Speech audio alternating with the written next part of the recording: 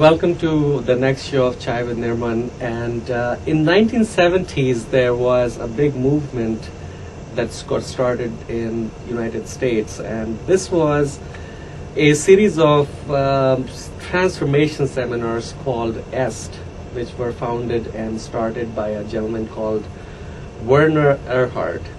And the name is very famous, very well known in the area of transformation. And today we have in our show a graduate of this work and a friend of Werner Erhard, Laurence Platt. Laurence Platt is a name well known to many because he has written numerous essays on transformation. So today we have the great opportunity and the fortune of having Laurence with us, and we'll be talking to him about his understanding of the work of transformation, and he's obviously thought and written a great deal on this topic. So let's welcome Laurence Platt. Thank so you, Laurence, Nirmann. welcome. How are you? Thank you for coming over. Nice to meet you too. Thank you for inviting me. So Laurence, for the viewers who are watching this program, it's an absolutely a blessing to have you in the show, and I just want to thank you for taking out the time. And tell us a little bit about yourself. How did you get attracted to this work of transformation, and a little bit about yourself? Oh, thank you. You know, it's an interesting thing for most people. There's always some kind of inner search going on. Something just doesn't feel right. It occurred for me when I was a teenager. I always knew, or at least I thought I knew, that there was something else. Maybe there was a better way for me to be. And when I was coming down here tonight, I looked a little closer. What is that better way to be? It was really simple, just to feel more comfortable in my own skin, just to feel happier, just to feel more relaxed. I'm not sure what was missing, but I was damn sure something was missing. And I looked through yoga, I looked through the psychology text, I discussed with my friends what their lives were like, and I just determined that there was something that other people had that I didn't have. Now, it turns out to be an ignorant assertion, but that's how it was like for me. And at some point, you mentioned earlier my friend Werner, when I started to listen to what Werner's view of the world was, I realized that was fundamentally the problem. Not that there was something missing, but that I said that there was something missing. And in conversing with Werner, I started to entertain the idea that perhaps there's nothing missing. Now, I hadn't been looking at that direction at all. In other words, the way that I am with discomforts, with my own sense of there's got to be something more, is absolutely normal. I'd never considered it to be normal until I started talking with Werner. I thought that I was missing something. So for me, that's the whole story in a nutshell, although it's spread itself over about 15 or 20 years. The idea in transformation that I am fine, complete, and okay never occurred to me, ever.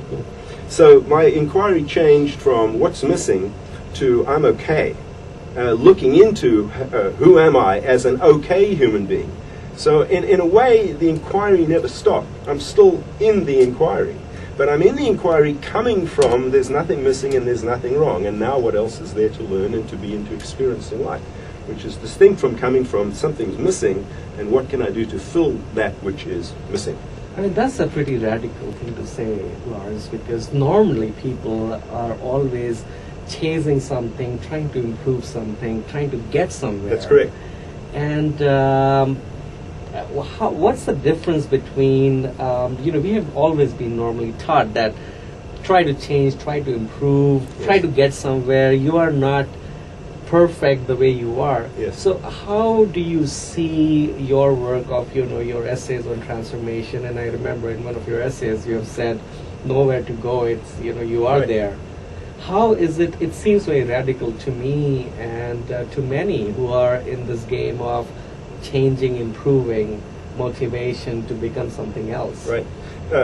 Absolutely. First of all, it took a lot of convincing that I am okay. But once I got that fundamentally I am okay, everything changed. So my writing doesn't reflect writing about that particular way of being or way of looking at things.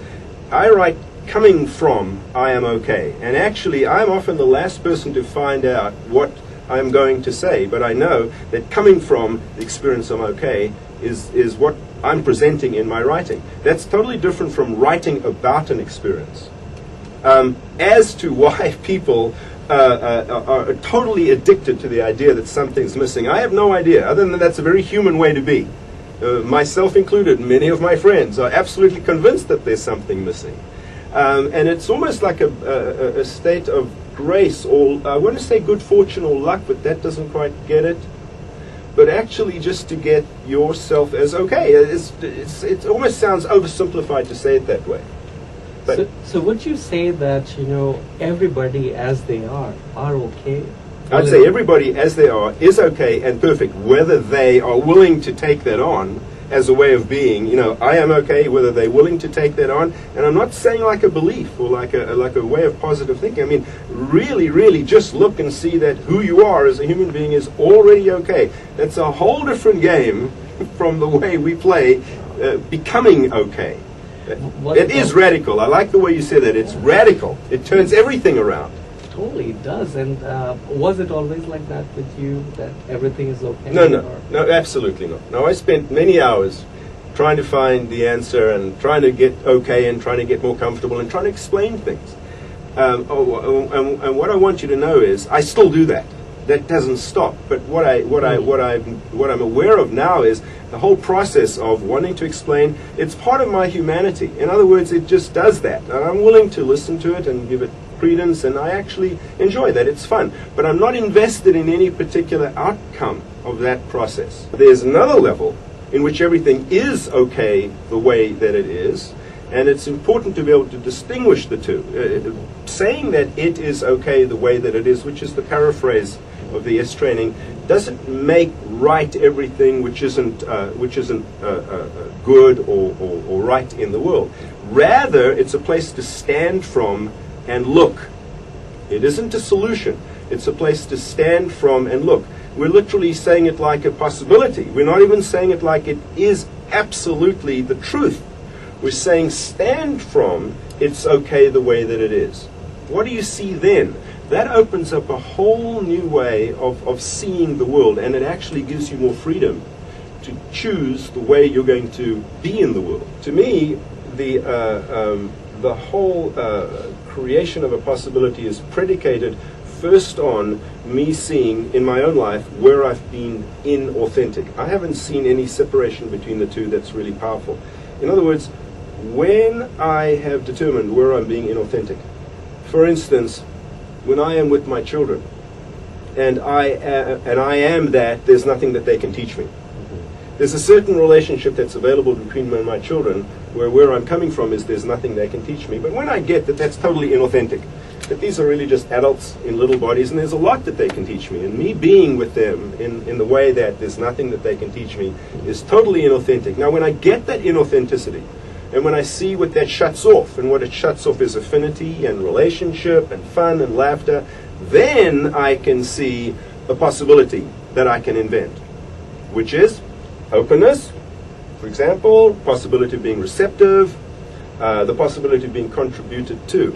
So what's true for me at least is I can't see any sense in inventing a possibility as just the next positive thinking. It requires some very inward looking to see where I am not telling the truth, where I'm not being inauthentic, to notice what that costs me in life. And once I've gotten to the bottom of where I'm being inauthentic, then I see a possibility for my new way of being, or for the next expression into my life. So Laurence, given that people face some really drastic circumstances, I mean, if you look at countries which are developing countries, or there's a lot of poverty in countries like Africa, there are so many numerous cases of AIDS and it's spreading.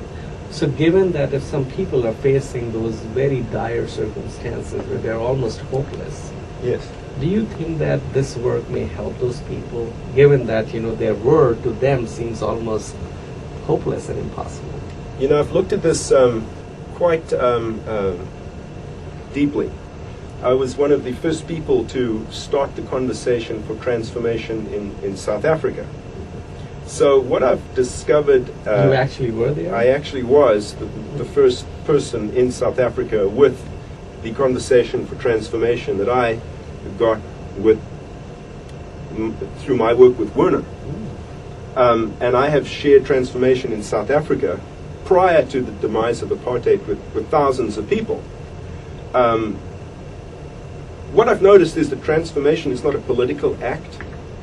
It's a personal act. I'm almost certain we can't transform governments to make it better for the people, and I don't know that it has any use at that level. But one individual at a time is transformed, and then the whole world is transformed. Now, the other thing that I'm just as equally sure of is I have no idea of the strategy for eliminating AIDS. I don't have one of my own, and I have no strategy for solving wars. But one of the things I seem to have found in the people who've experienced transformation is that when you find out that you are okay, at the fundamental level that you really are, it just seems to me that people aren't that interested in killing each other or in defeating or beating others like an opponent, in a win-lose situation. So my assertion has always been that when the individual is transformed, the rest of the issues will either sort themselves out, or those people who see the possibility of transformation for government will speak and bring them into play.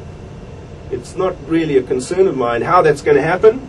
I just know from what transformation is. In my own experience and how I see it in other people, it's just less likely that transformed people want to kill each other. That seems to be a consistent experience in the people that I know who say that they have transformed their lives. That takes care of a multitude of evils right there. Right, and I really like the way you said that standing from a space of possibility, then people can do really amazing things. Now, how is it different from a person trying to change or running actually trying to change circumstances, on a daily basis? They're just fighting and thinking, circumstances, changing the job or trying to change the friends or changing the boss would resolve the problems. Right. Yeah. Versus your essays, have alluded to that topic. Would like to hear from you, what you think transformation versus changing circumstances. Well, there's this old joke, wherever you go, there you are. Wherever you go, there you are. What's the common denominator between the friends that you don't like, or the boss that you don't like, or the job that's not satisfying? It's you. So what I'm proposing is, in response to your question, is I would rather invest the energy in inquiring into myself, where am I not experiencing satisfaction? When I take that not satisfaction to the job, guess what? I'm not satisfied in the job. It isn't the job. When I take that not satisfied Laurence into the boss's office, it's not the boss, it's Laurence. And similarly, when I take that into relationships. So attacking the issue on the level of change is trying to do something out there. What we like to call putting icing on the mud pie. The whole notion of transformation is that, and of course, if you talk to 100 different people, you get 100 different ideas of what transformation is. But accepting your life as it is, as it really is. Now that's almost too much to get through in the time that we have. But everybody has a sense, I assert, of their real being. And then there's the conversation we have that goes on top of that. And we haven't distinguished the voice, the noise that we are, from the being that we are. But almost everywhere you look, the change that we want to wreak on our lives is in that area of the noise in our head. If the noise changed, the job would be better. I'd be saying I love this job. Maybe I could think positively is what we do. That's taking a hell lot of responsibility, isn't it? Like it's a bold step. It's a very bold step. You're taking responsibility on yourself. From what I'm hearing from you, Yes. It sounds like, the whole responsibility lies on you versus anybody else. So if it's nothing wrong with the boss, you are the cause, seems like. Isn't it like, sounds to me like you're taking on yourself as being responsible for everything. It's a terrific question, and I'd like to just narrow it down to something that's real for me. I am responsible because I say so for my experience of everything. You know, that's something that I can run with. You know, I might not like what I experience from the boss. I might not like what I experience in a certain situation. But I am willing to be responsible for that I don't like that. Now that's a whole other place to play from than I don't like the boss and he's responsible for my experience. That's a different place to play from. Now if that's taking responsible for everything, I'm not necessarily going that far. I am willing to say that I'm responsible for the way I experience everything. If I don't like it, it's not the boss that's not liking it or even making me not like it. It's me. I might not like that I don't like it, but it's still I that doesn't like it. In that way, I'm responsible. I am responsible for my experience, as we all are, and there's a certain kind of maturity that you have to step into to take that stand, because that's not taught in schools. There's not a lot of agreement in the world to be that way. That's the kind of thing that you just take on by yourself. Why? For no reason other than you take it on.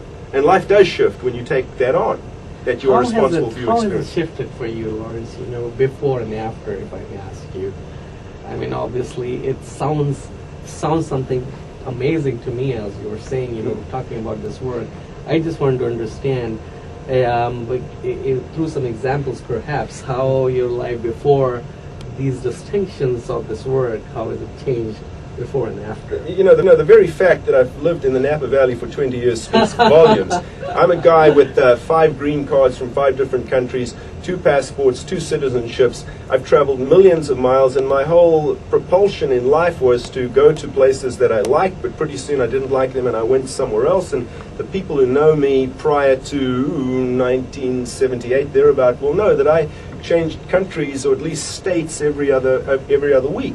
So one of the dramatic results in my life was the experience of it is actually okay where I am. You know, it's actually okay. And 20 years has gone by, 30 years has gone by in the United States. It shifted my hunger to go somewhere else. Nothing wrong with traveling, but based as it was for me that it's going to be better somewhere else, I just didn't have a clue that I was the common factor wherever I went. So in a way, that is a big shift in my life. There's another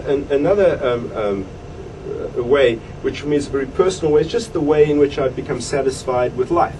You know, it really is okay to be Laurence. And you say, well, what else can you be? And that's precisely the point. You know, being who I am is such an advantage for me, because I got it now. I am Laurence, you see. There's another thing for me that's one of the things that's really powerful in my own writing for myself is what I've noticed is there are activities such as work or accumulating wealth that had me gripped before, but I was chasing reward in the world. There was nothing that I had a sense was using me to use my life to make a contribution to the world. Suddenly I find in my writing that I'm being used, if you will, pardon the arrogance, but if I'm being used by the truth to put something into the world. So what's turned around for me in a very real sense is my life is satisfying now to the degree that I can put something out there and make a contribution. Totally different paradigm from let's go out there, make a living and get. So the get-give turnaround for me. Very personal, but very profound, and that to me speaks more of what transformation is. Laurence, I want to ask you 2 questions again. One is, who is Laurence? And second is, how did you get around this work? Was it planned that you want to, you know, actually write these essays, or how did it happen? Yeah. Who is Laurence? If I were to speak in unusual terms, I would speak in terms of who I am like a commitment.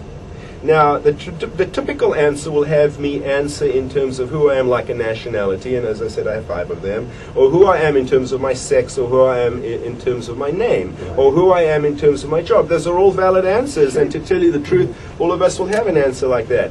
But I want you to consider that I sat nose to nose for you for hours on end, and all I said to you was, Nirmann, who are you? And you'd give me an answer, and I would say, thank you, Nirmann, now who are you? And perhaps you would ask me the same question. And eventually, we would get beyond the name and the nationality and the face, and we'd come down to who we really are, and I'm saying like a commitment. So who I am like a commitment is the commitment to communication, transformation, and freedom. And who I am like a possibility is the possibility of communication, transformation, and freedom. That's who I am. That's the possibility of who I am.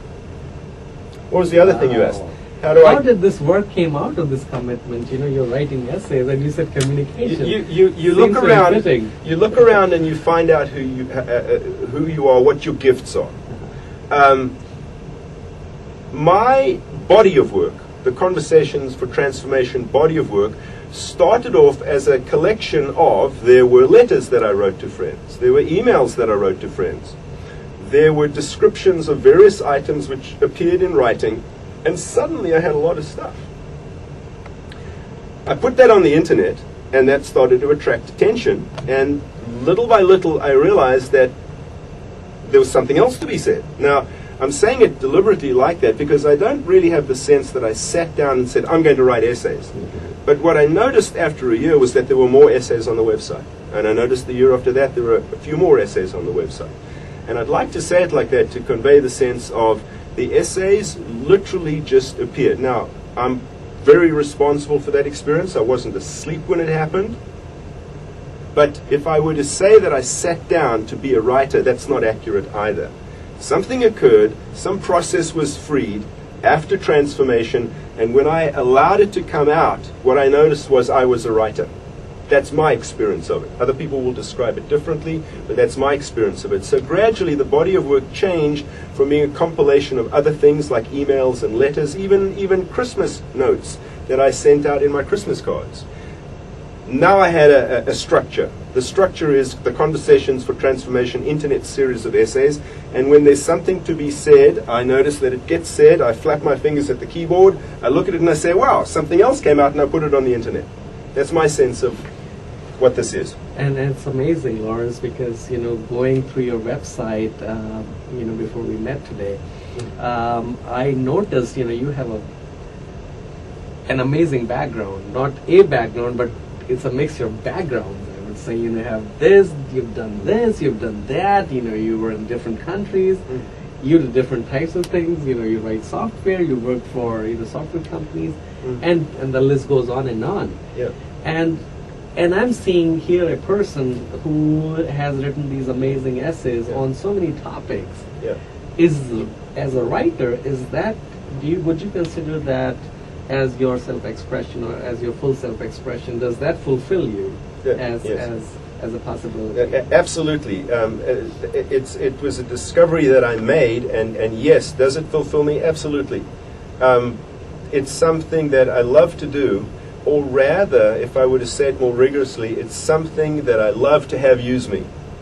It absolutely is. It's the fulfillment of my life. It is that. You know, I don't want to make it too significant, because you know, to equate me with the you know, the great writers of the day, of the world, you know, and it's a stretch for me. By the way, I'm very clear about the possibility of the internet. You know, when we're talking about the possibility of the readers of a website, we're talking in some cases the Googles and the Yahoos and of millions and millions and millions of hits a day. So I want to have this in perspective. I've seen something like 70,000 hits in 3 years. Wow. I want to have the whole thing in perspective. Yeah. That's very minor compared to what's possible on the internet. Still a lot. But it's still enough for me to realize that there's a connection with the reading audience that's enormously satisfying. You've got my contribution of a few, you know, several hits there. Yes, sir. But Laurence, if somebody, I mean, this work seems so tempting. Yeah. If somebody on the street had to start even thinking in terms of transformation, what would you suggest? How can people actually take that first step towards this work of transformation? I mean, there are so many seminars going around which teach change, motivation. How could people access? I mean, one thing is obviously your work, which you've written. What would be your counsel to newcomers or people who get it? This is a good question. The work of transformation begins with the question, who am I? And there's nothing proprietary about that or copyright about that. The question, who am I? And as you said, I'm not talking about like a nationality or a name or a job. I'm talking about fundamentally, who am I like a human being? And what is it to be a human being? Who am I not? Or who am I not like a human being? That's good. That's good. That's the entry ticket. That's the token through the turnstile into the world of transformation. And you're correct. There's a lot of options out there of people and groups who provide opportunities to ask that question. Personally, I like the work of landmark education a lot. Personally, I love the work of Werner Erhard. And ultimately, if you were to ask me to recommend to people where to look, I would recommend try everything. Yeah. Take value out of anything you get value from, discard the rest. Personally, I like the work of landmark education. I've always loved the work that Werner does. I think that Werner's time to be fully appreciated by the people of the world has yet to come. Werner Erhard, in my mind, has made an enormous contribution, so much so you can open any newspaper, you can read advertisements, and Werner's language and concepts that he proposed many, many years ago is suddenly becoming mainstream, and people have no idea that even when the word transformation is used in a biblical sense or in advertising, people have no idea that before Werner Erhard nobody knew the word transformation. The sense of transformation implies to me to reshape, to recontextualize. I do love that word, recontextualize. And for me, transformation is a shift, is a turnaround. Let's say it in this manner, if this works for you. Prior to transformation, one's life is often defined in terms of incoming. Things that have a good effect on us, things out there in the world affecting us in a certain way. Transformation as a whole, turnaround is a shift. Instead of the content of the world having an impact on our lives, rather who our being is becomes the source of our experience in the world. As long as that's just an intellectual notion, that's almost impossible to get. It's actually almost damaging, because once you cram the notion of transformation into more thoughts and beliefs, of course it kills it. But that's good enough for jazz. The turnaround from the source of your life being out there, so to speak, to being transformed to the degree that the source of your life is your own being. Right. I'm willing to stake that on this program, and it'll probably fall short. My last question is that do you set out actually to write essays that, okay, today I'm going to write 2 essays, and then you think, oh, how do you just come out with some essays, given the volume you write? That's a process that I don't totally understand. They literally occur to me. Just to give you an example, there's an essay called Commitment to Self. And it's the result of an experience I was having where I had to make a decision in a project that I was doing, which would have worked for the project but would have been totally inauthentic, or being true to my own experience, which ultimately, frankly, cost me the work on the project. And I remember walking to work one day over a bridge across a river in Napa, which is where I went to work, and I was mulling over what my options were, and out of the blue came the words commitment to self. So I said, aha, there it is, commitment to self. For the most part, that is how all of my works occur. And if that just doesn't come out, you're not going to see me writing or typing. So everything that I've put down is the result of some kind of experience, because what I'm committed to is not writing about experience, but writing from experience. There's certainly no shortage of material written about things. If there's anything that I do that's different to that, it's writing from an experience. And in that way, the essays write themselves. So when I'm having an experience, there's generally something that comes along with that experience, like a descriptor, and commitment to self was one of those.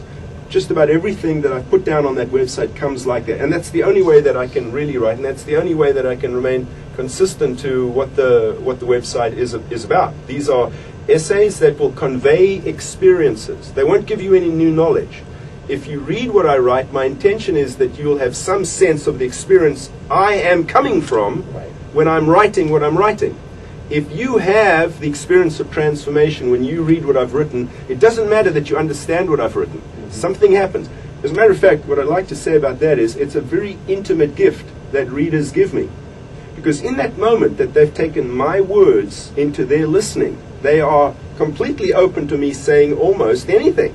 That's a gift of incredible intimacy, one that I regard as an ultimate, privilege. Right.